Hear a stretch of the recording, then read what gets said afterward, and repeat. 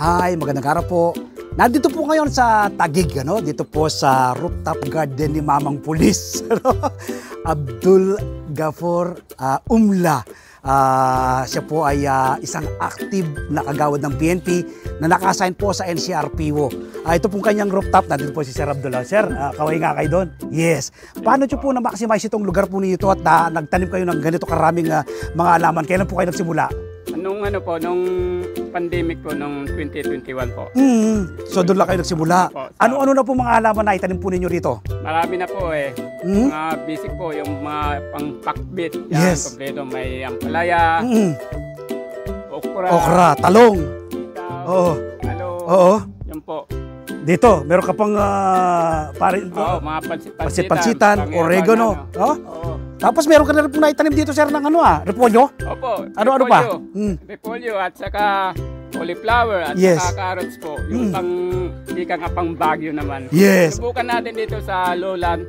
Successful po. Ano pong nakukuha po ninyong benepisyo sa pagtatanim? Maraming benepisyo po. Siyempre, unang-una po sa ating food security. Yes. Mga grow your own food. Yes. Opo.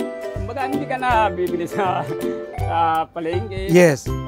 Pag mo dito sa rooftop, Opo. alam mo na yung kakainin mo, anong ulamin ninyo ng pamilya mo po. Tama, Dako talaga naman. Sir Abdul, tansya ko, sobra sa inyong pangangailangan itong mga na-harvest mo rito. Ano pong ginagawa po ninyo?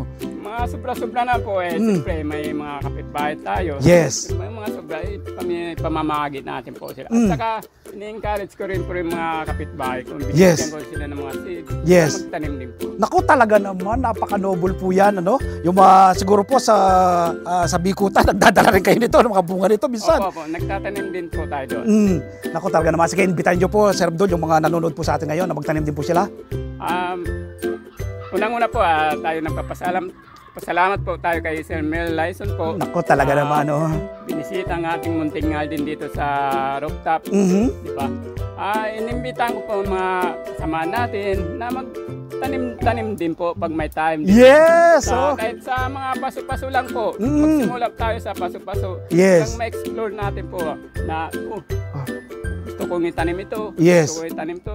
Pag try lang. Yes. Kaya talaga, pag may mga pagsubok tayo sa pagtatanim, pag po tayo panginayang ng loob, Yes. talagang try until you succeed. Yes. Continuous learning naman sa agriculture, Sir Abdul, Naku, talaga naman. po talaga.